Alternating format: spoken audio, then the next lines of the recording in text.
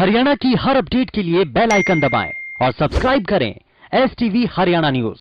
नमस्कार, हरियाणा न्यूज देख रहे हैं आप और मैं हूं आपके साथ सोनिया सतानी। तो रुक कर लेते फटाफट हरियाणा की ओर, जिसमें हम आपको मुखातिब कराएंगे हरियाणा की फटाफट 50 मुख्य खबरों से।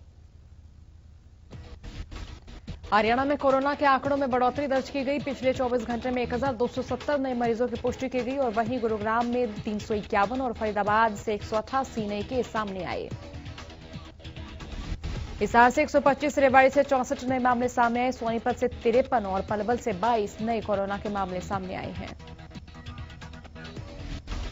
प्रदेश में 24 घंटे में 17 मरीजों की मौत हो चुकी है और इसी के साथ अब तक कुल 1705 कोरोना मरीजों की मौत हो चुकी है। हरियाणा में कुल 1,55,765 केस कोरोना के अब तक सामने आ चुके हैं और वहीं एक दिन में 1,180 मरीजों ने कोरोना को मात दी है। बड़ौदा उपचुनाव प्रचार के लिए सभी सियासी दिग्गजों ने बड़ौदा में अपना डेरा डाल दिया है। चुनावी प्रचार के लिए आज भी कई दिग्गज सियासी मैदान में होंगे। तयशुदा कार्यक्रम के अनुसार पूर्व सीएम भूपेंद्र सिंह हुड्डा, बीजेपी प्रदेशाध्यक्ष ओपी धनखड़ आज कई चुनावी सभाएं संबोधित करेंगे।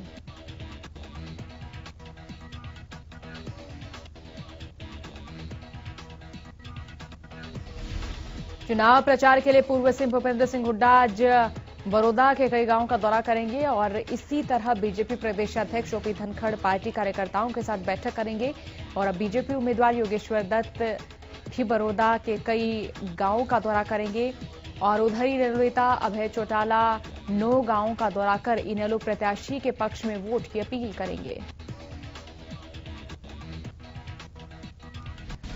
बड़ौदा उपचुनाव प्रचार अभियान के तहत शुक्रवार को पूर्व सीएम भूपेंद्र सिंह हुड्डा ने चुनावी सभा को संबोधित किया।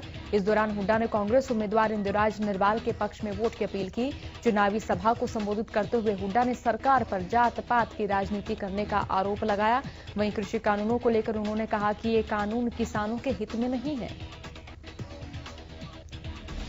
हुड्डा ने कहा कि हमारी कांग्रेस की सरकार ने 2007 में ही कानून बना दिया था कि अगर कोई एमएसपी से कम दाम में फसल खरीदेगा तो उसे सजा मिलेगी। अब पंजाब ने एमएसपी से कम दाम पर खरीद करने पर 3 साल की सजा का कानून बनाया है और उसे सरकार गलत कह रही है। बड़ौदा उपचुनाव को लेकर सभी दलों की ओर से अपनी अपनी जीत के दावे किए जा रहे हैं और वहीं प्रदेश के शिक्षा मंत्री कंवरपाल गुर्जर ने आरोप लगाया है कि उन्होंने 10 साल के शासनकाल में भूपेंद्र सिंह हुड्डा ने बड़ौदा में कोई कामकाज किया हो या नहीं देखा और यहां उन्होंने पक्षपात की सारी सीमाएं तोड़ दी हैं। उन्होंने कहा कि वो बड़ौदा को अपनी दाईं आंख बताते हैं, लेकिन जितना भेदभाव उन्होंने अपने शासनकाल में किया है उतना कभी नहीं हुआ। वहां जमीन अधिग्रहण के जो रेट दिए गए, हुड्डा ने अपने हलके में उसे 50% से ज्यादा रेट दिए। मीडिया से बातचीत करते हुए शिक्षा मंत्री कंवरपाल गुर्जर ने कहा कि बड़ौदा में बीजेपी की स्थिति बहुत अच्छी है और वहां की जनता विकास पर वोट देगी। उन्होंने कहा कि बड़ौदा में पानी की समस्या है, स्कूलों में दिक्कत है, कॉलेज नहीं है, जबकि वर्तमान सरकार ने वहां 2 कॉलेज खोल दिए हैं। और वहीं स्कूल खोलने के मुद्दे पर शिक्षा मंत्री कंवरपाल गुर्जर ने कहा कि अभी 9वीं से 12वीं तक के स्कूलों को केंद्र सरकार की गाइडलाइंस के मुताबिक खोला गया था। सब ठीक रहेगा तो अगली कक्षाओं के बारे में भी विचार किया जाएगा। हरियाणा में कोरोना की स्थिति के बारे में बातचीत करते हुए उन्होंने बताया है कि स्थिति धीरे धीरे अच्छी हो रही है। प्रदेश में रिकवरी रेट भी लगातार बढ़ रहा है। जल्द ही कोरोना की वैक्सीन भी आने वाली है। वायरस भी कमजोर पड़ गया है, लेकिन इसके बावजूद सोशल डिस्टेंसिंग जरूरी है। इसके साथ ही लोगों को हिदायत दी कि अगर वो घर से बाहर निकले तो मास्क का उपयोग जरूर करें।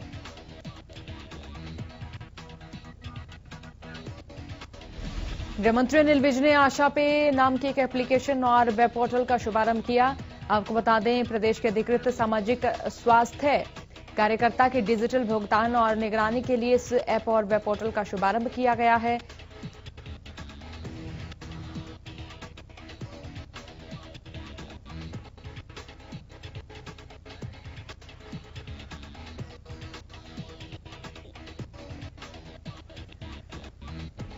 इससे राज्य में कार्यरत 20,268 आशा वर्कर्स को लाभ होगा। इसके अलावा उन्होंने जिला अस्पताल यमुनानगर में स्थापित की गई नई कोविड-19 आणविक लैब और चरखी दादरी में जिला वैक्सीन स्टोर का भी वीडियो कॉन्फ्रेंसिंग के जरिए उद्घाटन किया। कृषि कानूनों को लेकर किसानों का लगातार विरोध प्रदर्शन जारी है। लगातार किसान इसे रद्द कराने की मांग कर रहे हैं। प्रदेश के उप मुख्यमंत्री दुष्यंत चौटाला को खासकर किसानों ने अपने निशाने पर लिया हुआ है। किसानों का आरोप है कि किसानों के नाम पर उन्होंने बीजेपी के खिलाफ वोट मांगा। दुष्यंत चौटाला ने किसानों से वोट भी ली और अब किसानों का साथ देने की बजाय बीजेपी का साथ दे रहे हैं और सत्ता में बने हुए हैं। इसी को लेकर किसान दुष्यंत चौटाला का विरोध कर रहे हैं और पिछले काफी समय से दुष्यंत चौटाला के निवास पर किसान धरने भी दे रहे हैं। वहीं आज किसान संघर्ष समिति के बैनर तले सैकड़ों किसान दुष्यंत चौटाला के विधानसभा क्षेत्र उचाना की ओर रवाना हुए, जहां पर किसान हल्ला बोल कार्यक्रम करेंगे। साथ ही वहां दुष्यंत चौटाला के कार्यक्रम में भी अपना विरोध जताएंगे। फतेहाबाद में रात के वक्त पराली जलाए जाने की जानकारी मिलने के बाद जिला उपायुक्त ने नाइट स्क्वाड टीमें गठित की हैं और पुलिस के साथ ये टीमें पराली जलाने वाले किसानों पर नजर रखेंगी और कार्रवाई भी करेंगी। गांव में फसल अवशेष जलने की सूचना नहीं देने पर डीसी ने जिले की 26 ग्राम पंचायतों के सरपंचों को कारण बताओ नोटिस जारी किया है और इसके अलावा 4 ग्राम सचिवों और कृषि विभाग के 15 कर्मचारियों को कारण बताओ नोटिस भी जारी किया गया। डीसी डॉक्टर नरहरि सिंह बांगड़ ने बताया कि सरपंचों और कर्मचारियों को कारण बताओ नोटिस में जवाब देना होगा कि उन्होंने प्रशासन को सूचना क्यों नहीं दी या वे मौके पर क्यों नहीं पहुंच पाए। इसके साथ ही उन्होंने ये भी कहा कि अगर जिला प्रशासन किसी तरह की कोई कोताही करता है या फिर उनके जवाब से संतुष्ट नहीं होता है तो संबंधित सरपंच या कर्मचारी को सस्पेंड करने में भी कार्रवाई की जाएगी। टोहाना में स्वास्थ्य विभाग की ओर से सभी मेडिकल स्टोर संचालकों के कोरोना टेस्ट कराए जाने के आदेश जारी किए गए हैं। इससे पहले भी स्वास्थ्य विभाग की ओर से पत्र भेजकर स्टोर संचालकों को टेस्ट कराने के लिए कहा गया था, लेकिन उनकी ओर से इस पत्र को नजरअंदाज किया गया। Deputy chief medical officer doctor Hanuman का कहना है कि स्वास्थ्य विभाग इस पर सख्त रुख अपनाए हुए हैं। अब एम्बुलेंस भेजकर सभी मेडिकल स्टोर पर टेस्ट की वीडियो बनाई जाएगी और वहीं जो मेडिकल स्टोर संचालक इससे बचते नजर आएंगे उनके खिलाफ पुलिस विभाग में एफआईआर भी दर्ज कराई जाएगी। राष्ट्रीय कामधेनु आयोग के चेयरमैन ने हिसार के सभी वरिष्ठ अधिकारियों की बैठक ली और गोधन से संबंधित आ रही परेशानियों के बारे में जानकारी हासिल की। इस दौरान पत्रकारों से बातचीत करते हुए राष्ट्रीय कामधेनु आयोग के चेयरमैन वल्लभ भाई ने बताया कि अधिकारियों के साथ बैठक करके हरियाणा के हिसार जिले को एक मॉडल जिले के रूप में बनाने का कार्य किया जाएगा। उन्होंने बताया कि हरियाणा की गौ नस्ल सुधार करने के लिए बड़े स्तर पर योजना तैयार की जा रही है। इसके साथ ही आने वाले वक्त में गौमूत्र और गोबर से अलग अलग प्रोडक्ट भी तैयार करने की बड़े स्तर पर योजना तैयार की जा रही है। मेवात में स्वास्थ्य विभाग की ओर से पिनगवा स्थित आईटीआई सेंटर में कोविड मरीजों के लिए डिस्ट्रिक्ट कोविड केयर सेंटर स्थापित किया गया है। करीब 5 महीने से चल रहे इस सेंटर में आने वाले मरीजों को प्रशासन की ओर से मुफ्त खाना दिया जाता है। सेंटर में भर्ती मरीजों को खाना पकाने, सब्जी और परचून का सामान उपलब्ध करवाने वाले दुकानदारों को पिछले 4 महीने से एक भी पैसा नहीं दिया गया है, जिससे दुकानदार काफी परेशान है और दुकानदारों ने जिला उपायुक्त से मिलकर उनका पैसा दिलवाने की मांग की है। पैसों के लिए गुहार लगा रहे दुकानदार का कहना है कि पटवारी के कहने पर उन्होंने पिनगवा आईटीआई में बने कोविड सेंटर में भर्ती मरीजों के लिए दाल, चावल, आटा, तेल सहित अन्य सामान की सप्लाई की, लेकिन बीते लगभग 4 महीने से उसे 1 भी रुपए का भुगतान नहीं किया गया। मामला सामने आने के बाद जिला उपायुक्त ने दुकानदारों और कर्मचारियों को जल्द पेमेंट करवाने के आदेश दिए। करनाल में सीआईए 1 की टीम ने क्रिकेट मैच में सट्टा लगा रहे लोगों को गिरफ्तार किया। गुप्त सूचना के आधार पर सीआईए 1 की टीम ने एक घर में छापेमारी की।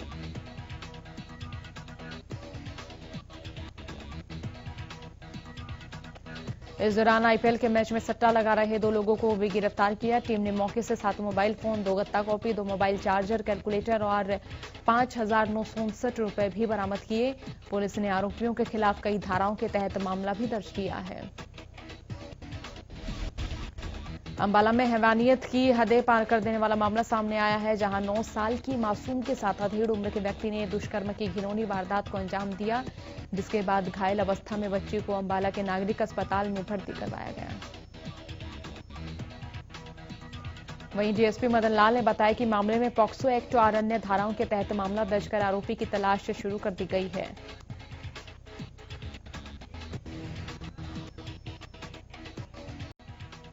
फतेहाबाद में दुकानदारों और रेहड़ी चालक की लड़ाई का लाइव वीडियो सामने आया है। फतेहाबाद के हादसा मार्केट इलाके में लड़ाई के दौरान रेहड़ी चालक ने 2 किलोग्राम की बाट से 2 दुकानदारों का सिर फोड़ दिया।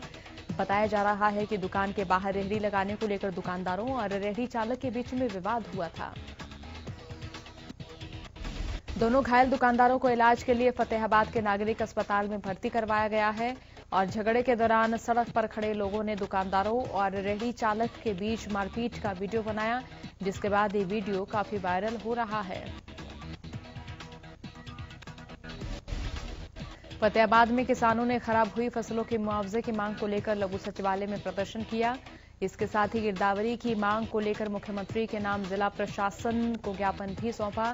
तो इधर किसानों का कहना है कि प्रशासन द्वारा पिछले महीने बर्बाद हुई फसलों की गिरदावरी करवाने के आदेश दिए गए थे, लेकिन धरातल पर कोई काम प्रशासन की ओर से नहीं किया जा रहा है। तो वहीं किसानों ने मांग की है कि प्रशासन द्वारा गिरदावरी कर दी जाए और किसानों को खराब हुई फसलों का मुआवजा कपास, बाजरा, गवार, मूंगफली और मूंग की फसलों की एमएसपी पर खरीद की जाए। साथ ही किसानों ने मांग की है कि कृषि कानूनों को भी रद्द किया जाए। किसानों का कहना है कि अगर पराली जलाने को लेकर किसानों पर केस दर्ज किए गए तो किसान सड़कों पर उतर आएंगे और रोड जाम कर देंगे। किसानों का कहना है कि उन्हें पराली जलाने का कोई भी शौक नहीं है। किसानों का कहना है कि पराली प्रबंधन यंत्र सरकार उन्हें मुहैया कराए। अगर सरकार उन्हें पराली प्रबंधन यंत्र मुहैया कराती है तो किसानों को पराली नहीं जलानी पड़ेगी और इससे कहीं ना कहीं जो किसान हैं वो राहत महसूस करेंगे। वही अखिल भारतीय किसान सभा फतेहाबाद के अध्यक्ष रामस्वरूप का कहना है कि किसानों की ओर से प्रशासन से मांग की गई है कि पराली के यंत्रों पर सब्सिडी देने की बजाय खुद पराली प्रबंधन के यंत्र किसानों को मुहैया करवाएं। तो वहीं कृषि कानूनों का विरोध भी लगातार जारी है। तो यहां किसानों की ओर से कहा गया है कि किसानों के बारे में सरकार को सोचना चाहिए और अलग अलग संगठन इनका विरोध जता रहे हैं।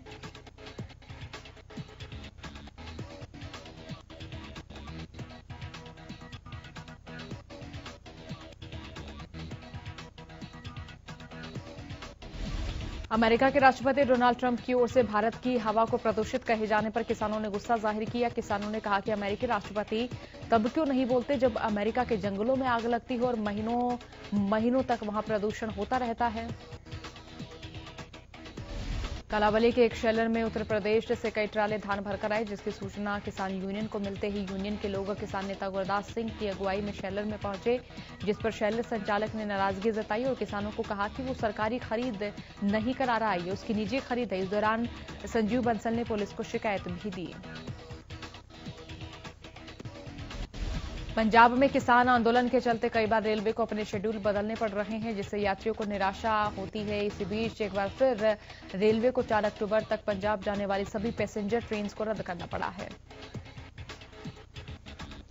अंबाला रेलवे स्टेशन के डायरेक्टर ने बताया कि पंजाब में चल रहे किसानों के प्रदर्शन को देखते हुए रेलवे प्रशासन ने पंजाब जाने वाली सारी ट्रेनों को रद्द कर दिया है। सिर्फ सामान पहुंचाने वाली ट्रेनें ही पंजाब जा रही हैं, बाकी ट्रेनों को अंबाला में रद्द किया गया है।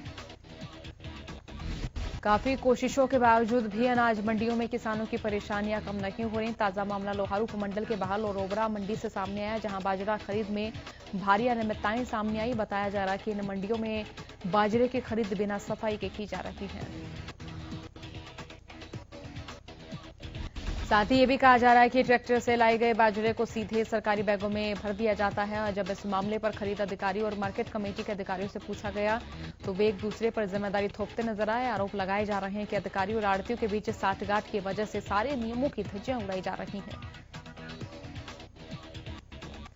फरीदाबाद के 26 गांवों को नगर निगम में शामिल करने के विरोध में 26 गांवों के ग्रामीणों ने इकट्ठा होकर जिला उपायुक्त को मुख्यमंत्री और उप मुख्यमंत्री के नाम ज्ञापन सौंपा। साथ ही चेतावनी दी कि वो नगर निगम के 26 गांवों को किसी भी तरह से शामिल नहीं होने देंगे।